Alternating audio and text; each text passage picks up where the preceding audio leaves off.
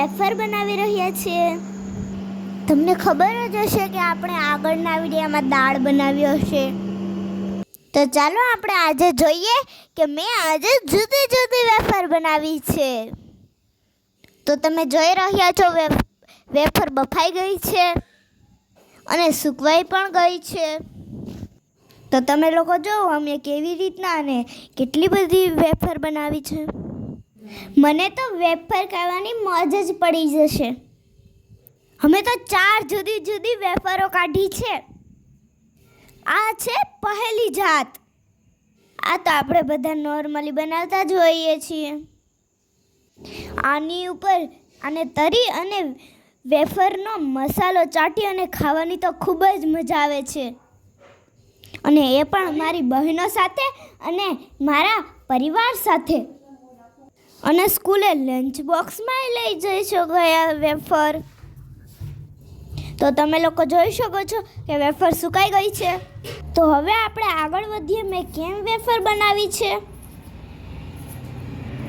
તો ફ્રેન્ડ્સ પહેલા આપણે બટેટાને છીલી લેવાનું છે. બટેટાને છીલી આપણે પાણીમાં નાખી દઈશું.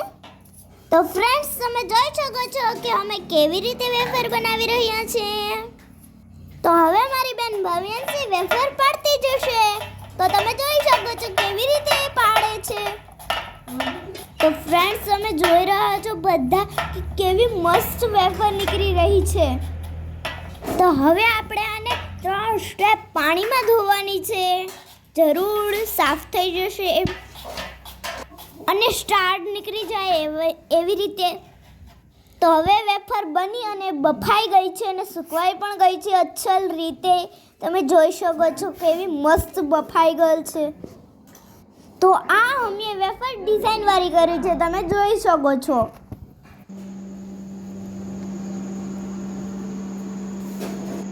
તો આ વેફર ડિઝાઇન વાળી બફાઈ છે.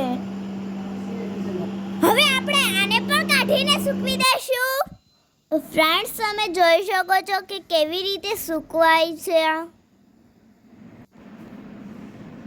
અને મને તો વેફર જોઈને જ મોઢામાં પાણી આવી ગયા છે. મેં તો ખાઈતી કેમ કે મને બફાઈ ગયેલી વેફર બહુ ભાવે છે એટલે હું તો ખાઉં જ.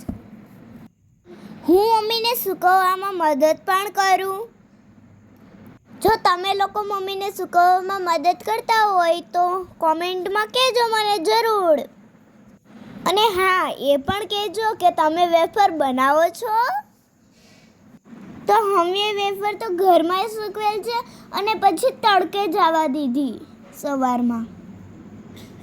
તો ફ્રેન્ડ્સ તો અમારી વેફર સુકાઈ ગઈ છે. તો હવે બાય બાય.